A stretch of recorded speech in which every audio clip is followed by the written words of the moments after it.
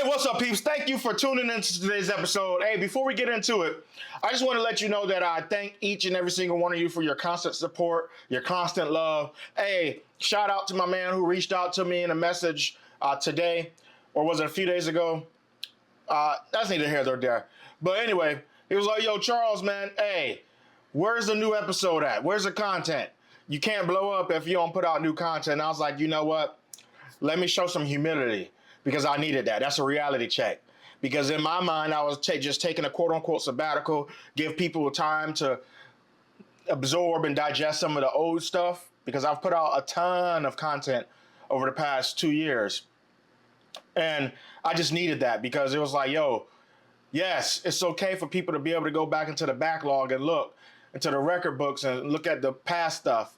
But if you're not putting out new stuff, what if they're hungry? They're hungry today. They're hungry right now. They want something from today's day and age. And I was like, you know what? You're absolutely correct. I apologize. Thank you for checking me on that. I needed that. I'm recording an episode as we speak. This is the message I sent to that gentleman. So thank you. Thank you. Thank you. Thank you. I appreciate you. But today we're going to talk about resiliency, man.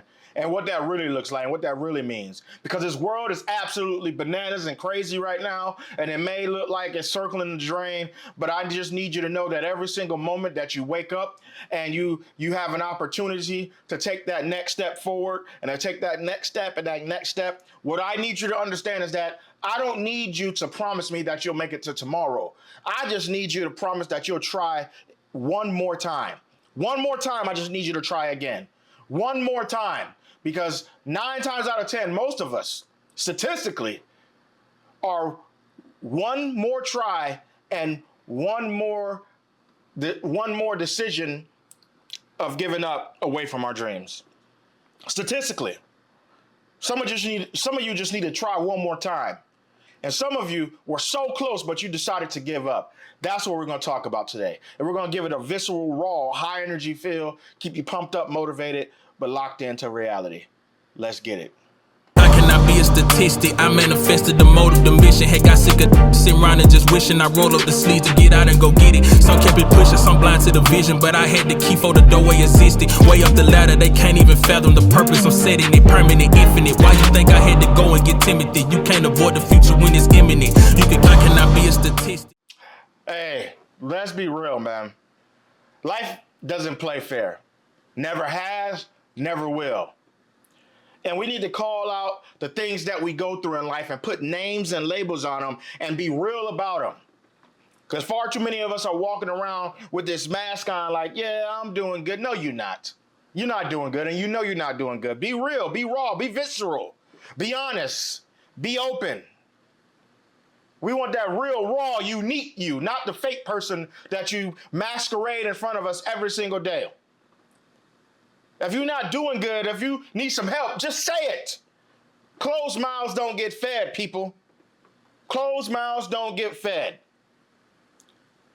So call these things out for what they really are. Whether it's heartbreak, failure, betrayal, loneliness, singleness, being laid off, can't get a job, down and out, depressed, anxious, whatever it is, call it out for what it is. As the saying goes, it is what it is. And for those of us who have experienced a lengthy amount of time in this life, in the real world, we know the BS when we see it before it even come out your mouth. We can see the weight around your neck, around your shoulders, the burden that you carry long before you ever speak. So call it out for what it is. Be raw, visceral, and honest about the things that you're going through. Closed mouths do not get fed. If you need help, get help. Be honest. Be frank. Be open. Stop hiding these things. It's not doing you any good. It's not doing you any good, people. And I just want you to think about it this way. When you're going through hard times in life, do you break? Do you bend? Or do you rise? Because how you answer those 3 questions is going to play a big part in how we you determine if you're really resilient or not. Are you really about that action? Are you really, quote unquote, getting it out the mud? Or are you just getting dirty? You're just talking the talk, but you're not walking the walk. Do you bend? Do you break? Or do you rise? Be honest and open with yourself about these answers.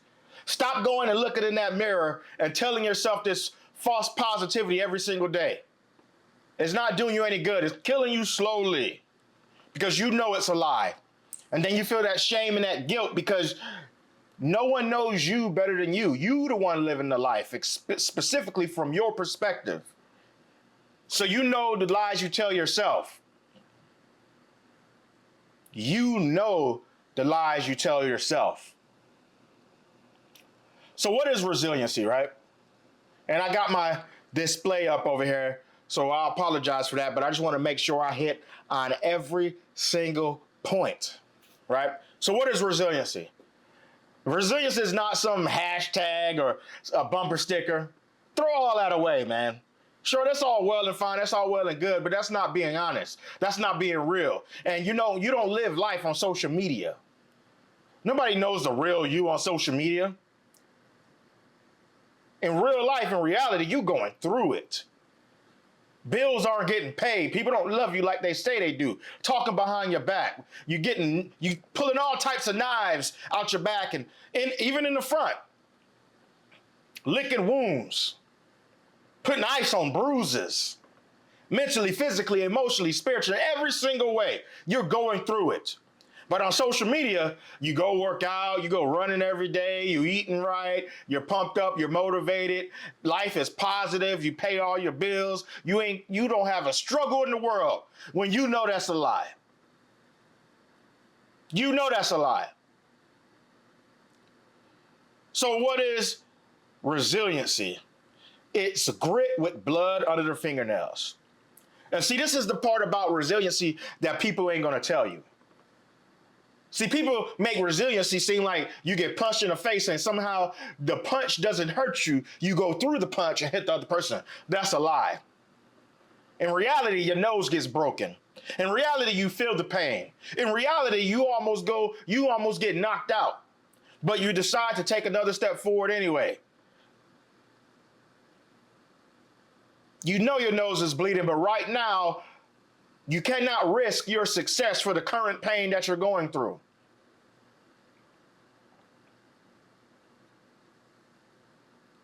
Yeah, sure, you can't pay your bills right now, but you can't risk your success for the current uncomfortability of not being able to pay certain bills. So now you got to pick and choose which ones you can live with and you can live without. These are real adult decisions. Real things that we suffer through, have to come to grips with. This is real resiliency. This is real, quote unquote, getting it out the mud. I love that term, getting out the mud. Do people really know what that means? I would say no. Because mud, you never come out clean. You don't come out unchanged. You don't come out whole. Mud isn't as viscous as water. It has a thick viscosity. It's full of grit. It wears you down the longer you go through it. This is the part about it people don't tell you. When you come out the mud, you got to get clean.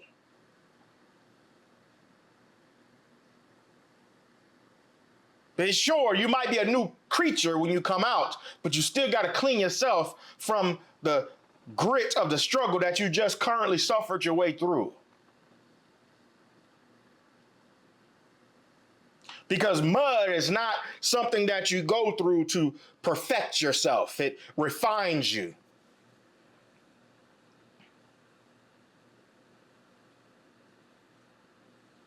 Getting it out the mud doesn't mean that somehow, oh, look what I found. And you become profitable, you become successful, you become prosperous. No. When you get it out the mud, you still got some raw material that you still got to mold and shape and manipulate in such a way to where you can make it something into a finished product, something that's scalable and long lasting.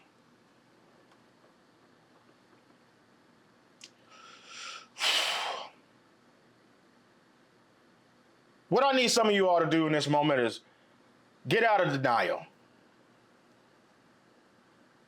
Some of you all are going through denial. Let's be real. Some of you call get it out the mud. What you really mean is, I've made a habit of making terrible decisions again and again and again and again, and you haven't even touched the mud yet. Let's be real and let's be honest. Some of you are single because you have terrible character flaws that you refuse to deal with. Some of you call other people betrayers, and you're the one who committed the betrayal. It's easier to deny than confront yourself. Because we want to have that halo effect on ourselves. We want to have this grandiose ideal of ourselves, this positive mindset of ourselves. But when you get down to the nuts and bolts of it, some of us are rotten, cancerous to our core. And that thing needs to be rooted out so that we become better people. You are lying to yourself every single day you look in that mirror. And I think that's probably the worst position of all to be in. Is because not only do you wear a mask to others, but you've deceived yourself to the point you can't recognize yourself. And it's hard for you to take the mask off when you look in the mirror. Oh yeah, I said I was gonna be raw and visceral today. Some of you have made a habit and have become addicted to toxic positivity. I said it, there's such a thing.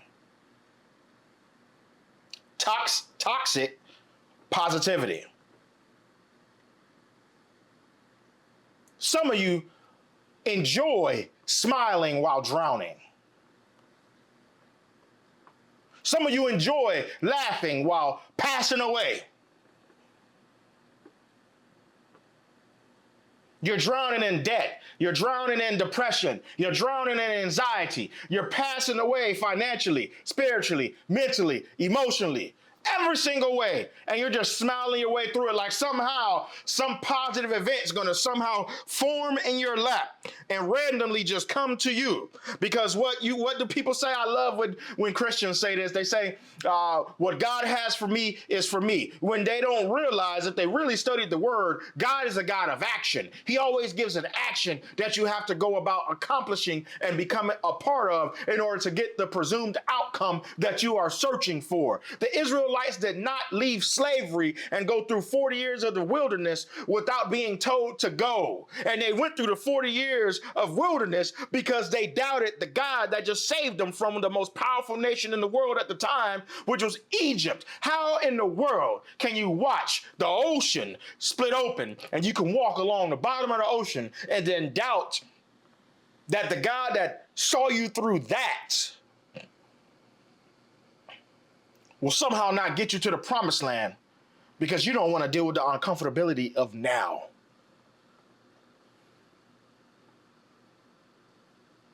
When God just gave a simple command to go, get it done.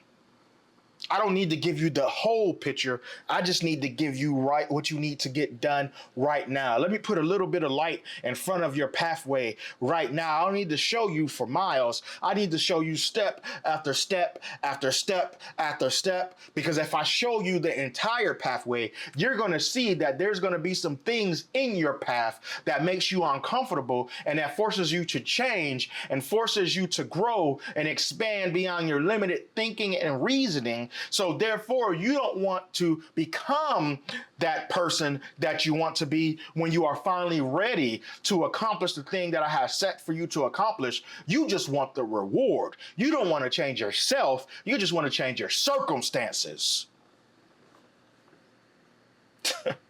Toxic positivity. You want to change your circumstances. You don't want to change you. This is something that even I struggle with. Let me tell you, your boy is a spender. I love electronics. Man, if you gave me an unlimited budget, 95% of that budget is going to be spent on electronics. I'm going to have stuff I absolutely do not need. I'm going to have DJ equipment, don't want to be a DJ. I'm going to have all types of drum sets. I'm going to have all types of cameras, all types of lighting, all types of top-notch computer equipment. Yeah, I'm going to have the PlayStation 6, 7, 8, 9, and 10 before they even come out. But if I do not control my spending, if I do not develop the characteristic that says, Charles, you do not need those things now, you do not need those things if you cannot afford them, then all the stuff that I had been given, even though it was meant to change my life, I will only use it to change my circumstances because my character will not allow me to keep what was meant for me in the longevity of things, and I will destroy all of it now to change current circumstances because my character is terrible at spending. I have a character flaw of spending what I have when I do not need it. And some of you all do that all the time, and you don't want to admit to it. You say you're lonely, you say you're single when you just have a character flaw that prohibits people from staying around you long periods of time. Oh, they just won't accept me. They don't have to. If God doesn't accept who you are now, what makes you think anybody should? Sure, your counter argument, they see God says, come as you are. You're absolutely right. But when he says come as you are, it's not because he's just going to accept the life that you're living now. No, he says come as you are because you don't have the authority nor the power nor the resolution nor the resiliency or the backbone to fix yourself over time. That is only something that he can do because he is the ultimate doctor. So as long as you get to the hospital, you're good to go because he will do the rest. You don't have the willpower, the gumption, the intestinal fortitude to fix yourself at all. You've tried it. It hasn't worked. You're a failure at it. Stop. Go seek God. He'll get it done. Come as you are. But some of you all carry that same attitude to relationships. You got terrible character flaws and you expect people just to accept you as you are. It says grow old for a reason. Key word, grow. Grow. Some of you all don't understand these terms that you see throughout the world. Grow old means exactly that. We grow old together. Growth is happening from the time we decide to engage in a relationship to the time we get married and beyond, till death do us part. So from the time you get married to death, there should be an experience, illustration or demonstration of growth, of growing from the person you met to becoming something better, because you don't regress in growth. I've never seen anything grow and regress at the same time. It doesn't happen. I've never seen a plant say, you know what, I'm gonna grow taller, but instead of going up, I wanna go down. Down. I said down. What am I talking about? I want to go down. Never seen it.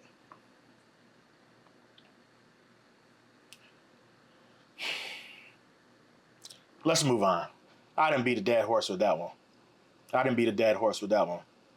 So there's 3 dimensions of resilience. You got mental, you got emotional, and you got spiritual. See, mental, the war is always in your head first. It's in your head first. That's doubt, that's fear, that's self-hate. These are what I call quiet assassins, because nobody sees them playing out loud on the outside, but only you know what's going on the inside. And it's killing you slowly but surely. It's like a cancer or like an illness that you can't get rid of. And what you have to do is choke that lie out. Choke that lie out, or tell those things that they can't live rent-free in your head anymore. They can't live rent-free in your head anymore. And then an emotional piece is you don't mistake tears for weakness. And this is the problem a lot of us men have. We mistake tears for weakness.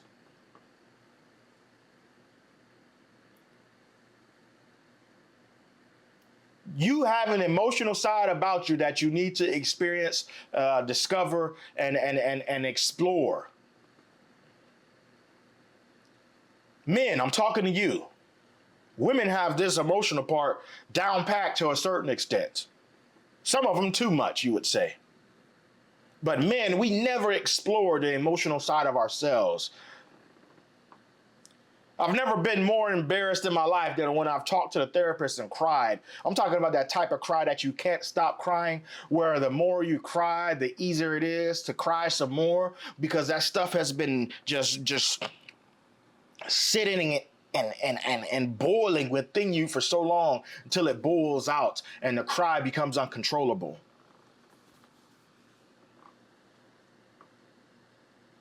To the point where your eyes turn red and you get a headache and your eyeballs swell up because you cried so much.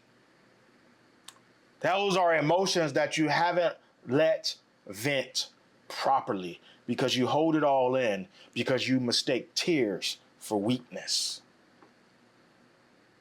Pain has a voice, people. Resilience listens, then answers back. How do you answer yourself? You say, yeah, I'm broken, but I'm not done. It may hurt right now, but I'm not done. Yeah, I feel like quitting, but I won't. Life is hard, but it's not over. My current circumstance is not my forever circumstance. My current situation is not my forever situation. Yes, that relationship didn't work out, but that doesn't mean my prospects of love is over. Yes, I failed that test, but that doesn't mean my educational career is done. I got fired from that job. That doesn't mean that I'm a terrible employee.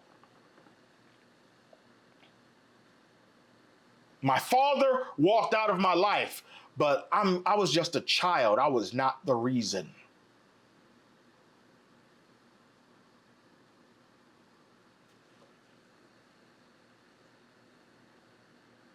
How you answers matters. And I'm not talking about toxic positivity or toxic self-talk. I'm talking about being open and honest and frank with yourself. And understanding that what you're going through is not forever. That's why I just need you to try one more time. Take one more step. Please, I beg of you, one more step. One more step.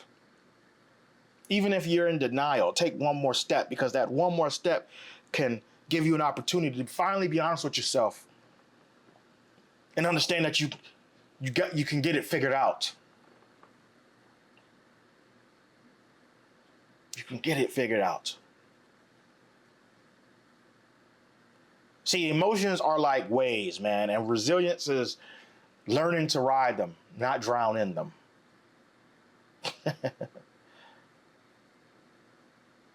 Some of you all are experiencing all these emotions and experiencing life, and the waves are drowning you and they're pounding you into defeat. And you're just sitting there hoping and waiting to die and accepting death. When in reality, you should be learning to ride those waves and learning to fight back and learning to just keep fighting for life and take one more step towards life every single day. See, the crazy thing about life, it won't snuff you out completely. It won't snuff you out emotionally completely, mentally completely, spiritually completely. Sometimes it'll give you little bursts of oxygen just to keep you alive long enough and then throw you under again. It's cruel that way. All righty, people. And spiritual resilience. This is when when everything else is stripped, what's your anchor? Faith, God, purpose. This is where you fight for your soul.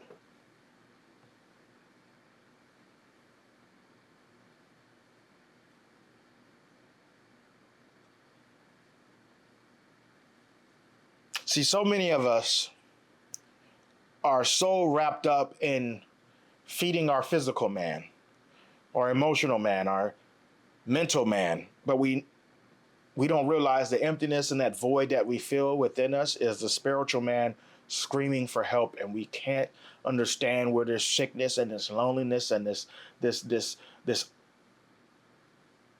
impending doom feeling is coming from, because we don't understand that our spiritual man is dying. See, when you talk about the full picture, the spiritual man, the emotional man, the mental man, the full man, if any one of those pieces is out of whack, these is where those things come into play. We start to feel that feeling of doom and depression, anxiety. I'm not saying that I've got it all figured out, or that when you fix one piece, the life will finally come together. No, life is a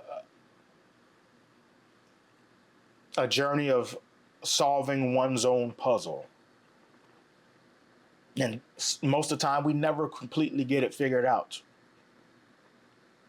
But we have to find some type of homeostasis where we feed all of who we are to keep our head above ground and keep a healthy mind about us, so that we can go about accomplishing the things that God has ordained for us to do.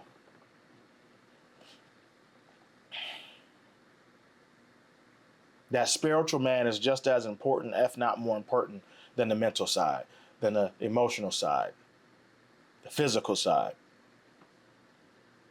Because the first three will affect the now, the present. But the spiritual man will affect how you live eternally. And we ignore that man daily. Some of us deny God's existence. Some of us say, you know what? God's just going to have to accept me for who I am. Some of us say, you know what? There's certain parts of my life, there's certain sins that I just love and I don't want to give up. I can't live without that sin in my life. God's just going to have to accept me for who I am, when it's killing you spiritually. Because God will not compete with anyone for your soul. God will not compete with anything for your soul. He will be the master, the king, the father of all, or none. So let's end with this, peeps. Resilience is not the big movie comeback. You're not going to have some heroic moment where you just fight back and bing, you got it all figured out. That's not how it works. It's a daily fight. And we got to learn to fight for the daily battles and micro wins. You got to drag yourself out of bed when you don't feel like it. You got to make that phone call that you're scared to make. You got to choose faith over numbness, deciding that I will try again. I will go again. I will pursue again. I will try again and again and again and again. And then you got to understand and recognize the 3 R's of resiliency. Recognize, respond, and repeat. Recognize, name the battle.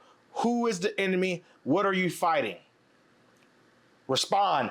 Don't just react. Respond. Have a plan. Repeat. Keep swinging until the walls crack. Keep putting that puzzle together again and again and again and again. Keep riding that wave again and again and again. Keep fighting, keep swinging, keep getting after it every single moment of the day. You do not conquer a hill one leap at a time. It's one step after the next, after the next, after the next, one choice after the choice, after the choice. And some of you, I need you to understand this. Some of you are your own worst enemy. You're walking uphill and you're almost there, but you decide to give up. And some of you decide to, you know what, it's easier to walk downhill than uphill. And you're not recognizing that you're going back to what you was comfortable with because you hate, you're just pain adverse. You know that old, the old Mr. Kelly song, R. Kelly song that says, my mind is telling me no, but my body is telling me yeah. I'm a terrible singer. You understand what I'm talking about. Some of you have that in reverse. Your body's saying you can do it. You can take one more step because we're built for this. We're used to this fight. But your mind is telling you no. Your mind is telling you, you know what? You need to practice some self-preservation. It's terrible, a terrible feeling going up this hill. Even though your quads and your chest and your cardiovascular system and your exoskeletal system is like, yo, we were built for this. It took us 3 years to get up to the top of this hill. We were built for this. We were built for this. But your mind is like, no, walk back down the hill. So you decide to make terrible choice after terrible choice, choosing comfortability over growth, choosing comfortability over a little bit of pain, temporary pain in the now. But I'm telling you right now, if you choose temporary pain in the now, the present, you're going to deal with a life of comfortability that is going to poison you in every way for the long term. Every way. And last but not least, let's talk about testimony. Let's talk about testimony and why resilience is important in your testimony. Because we need to understand that your pain is somebody else's hope. Your breakthrough, your enlightenment moment, your epiphany will light the way for somebody else to decide to try one more time, to take that next step, to make a good decision, to choose temporary pain and long-term success, long-term growth over temporary comfort, long-time defeat, long-time failure, long-time death. See, somebody needs to know or needs to understand your scars. They need to see them, feel them, acknowledge them, to know that they can survive theirs.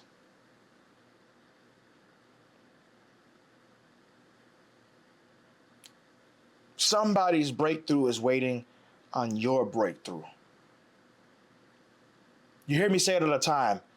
Make good decisions. Make decisions to try one more time because life depends on it. And I'm not primarily or necessarily talking about your life, because there's people watching you saying to themselves, if she can do it, if he can do it, if he can love again, if she can love again, she can try again, she can love herself again, he can love himself again. I saw him go through the pits of hell. I saw her go through the pits of hell. If they can do it, I can do it too. Your brokenness can be the blueprint for somebody else's breakthrough. You're writing a story. You're laying out a blueprint. You're being a trailblazer every moment of the day, every choice you make. And there's somebody reading that blueprint, learning how to design their life according to yours. According to yours. How you architect and engineer your life, somebody's reading it and will decide to design their life and architect their life and engineer their life based on how you've done yours. Because they're looking to you to lead the way, to guide them. The decisions that you make every single moment of the day do not just dictate how you live your life, but ultimately it will also dictate how other people who look up to you live theirs. So I'll leave you with this. Resilience isn't about what you go through. It's about what you refuse to let die inside you while you're going through it. Let me say that one more time. Resilience isn't about what you go through. It's about what you refuse to let die inside of you while you're going through it. And ultimately, I need you to get up one more time. Swing one more time. Breathe one more time, because quitting is the only thing that kills you for good. The richest place, the most wealthy place on planet Earth is the cemetery.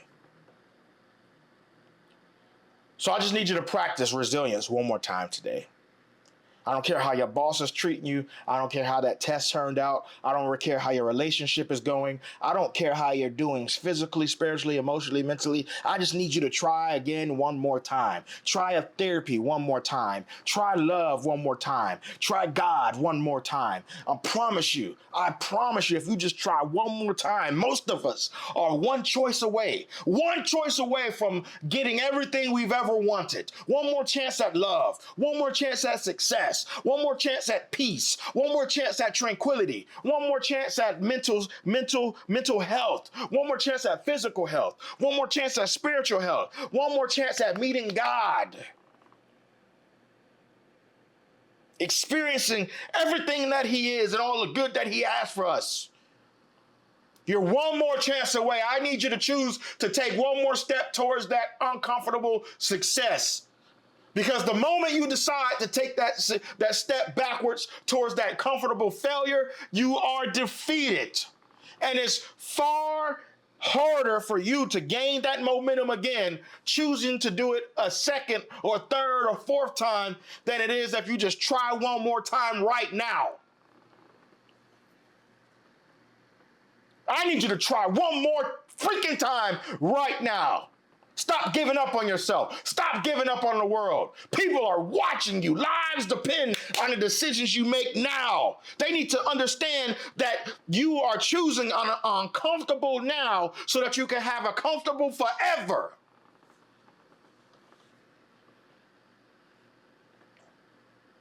That's what resiliency is. Getting comfortable with the uncomfortable. Because growth, change, success, progress are all uncomfortable.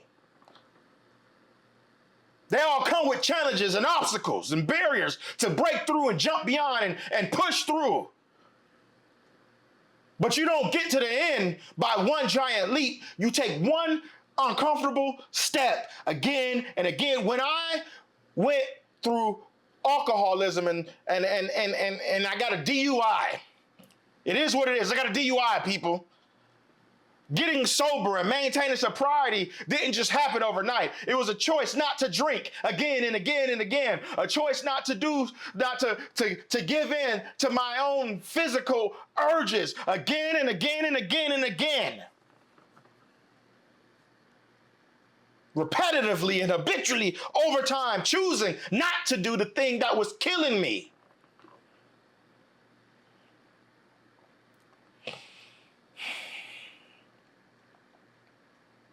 Hey, I love each and every single one of you. But you need to be honest with yourself. You need to get with it. Are you choosing a comfortable now so that you can have uncomfortable forever? Because let's be real. Some of you could have had your success a long time ago. Some of you could have had everything you ever wanted a long time ago, but you decided in the moment to choose a comfortable now, and now you're living with that regret. You're living with that regret. Make a decision today to choose the uncomfortable now for the comfortable forever. The love of your life is out there. Try again. That college degree, that certification is out there. Try again. Sure, you experience church hurt at that church, but guess what? There's over 300,000 Christian churches in America. Choose one of them one more time. Pray one more time. One more time, man. Please just try one more time. If you're at the end of your rope and you're thinking about self-harming ideation, please try to call people, contact anyone, yell from the front porch and the balcony for help. I don't care what you do. Try one more time, other than choosing the temporary comfortability. Please try one more time. I need you to be around. I need you to be a better you so that I can be a better me. I need you. The world needs you. Our lives depend on you.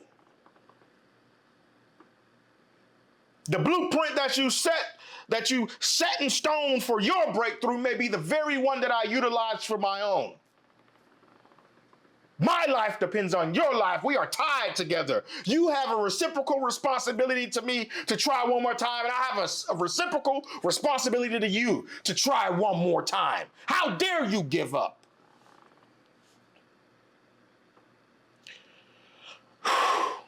Hey, you all are awesome, amazing, wonderful human beings. Don't let anybody tell you anything different. I believe in you.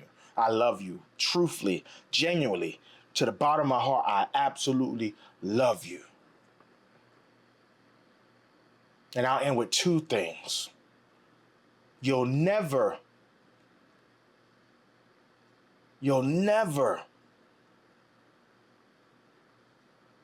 run into your destiny.